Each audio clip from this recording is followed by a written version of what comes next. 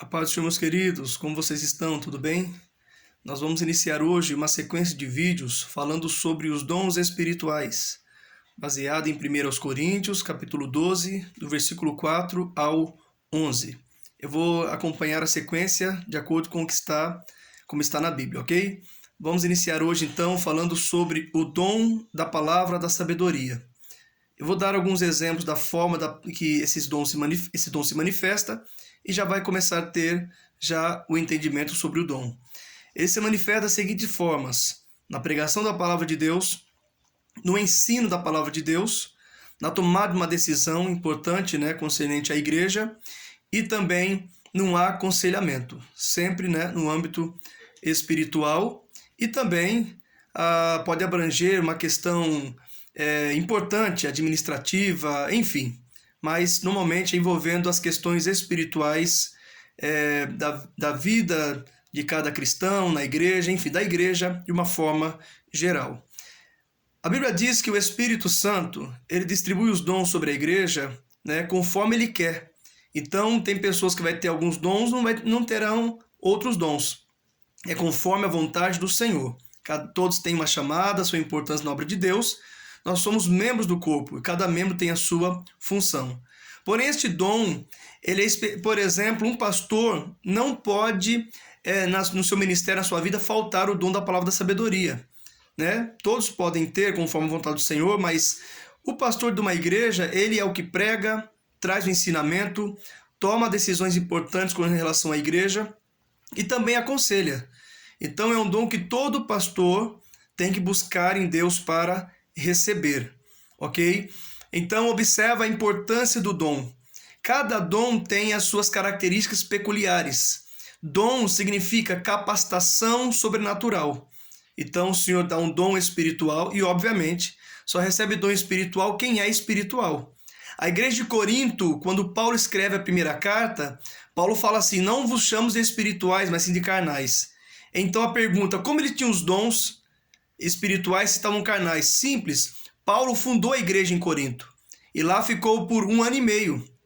Enquanto Paulo esteve lá, muitas pessoas se converteram, obreiros foram preparados e a igreja era espiritual, ao ponto de buscar intensamente a Deus e receber os 9 dons espirituais. Paulo diz que nenhum dom faltava para a igreja de Corinto.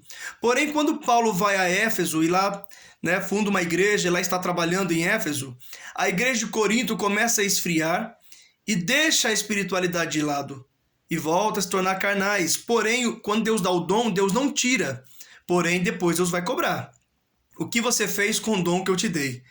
Outro ponto importante sobre dom, ou dons, é que Deus usa o dom que ele dá. Por exemplo, Deus me deu um dom. Ele escolhe a hora e a forma de me usar. Não é quem tem um dom que decide.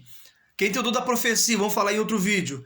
Não é ele que decide profetizar a hora que ele quer. Não, Deus usa a pessoa que tem aquele dom, certo?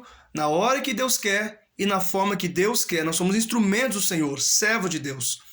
Então, que venhamos a buscar os dons espirituais em nossas vidas.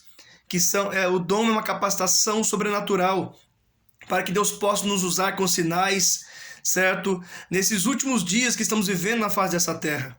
Alguns dizem que os dons eram para a igreja primitiva. Não.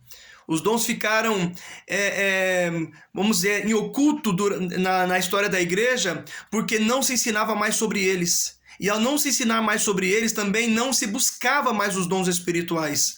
Aí a história mostra a idolatria entrando na igreja, a paganização, mas depois da reforma protestante, e os anos foram passando, depois vem John Wesley com o avivamento da pregação.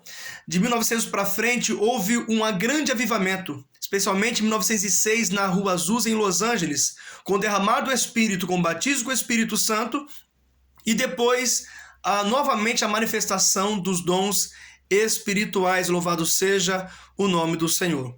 Então, que viemos a buscar os dons do Senhor, tá? E fica neste vídeo registrado o primeiro dom da palavra da sabedoria. Outro detalhe: pregação, ensino, tomar decisão e aconselhamento. Observa que essas são as principais manifestações desse dom, porque a sabedoria de Deus manifesta através de quem tem este dom.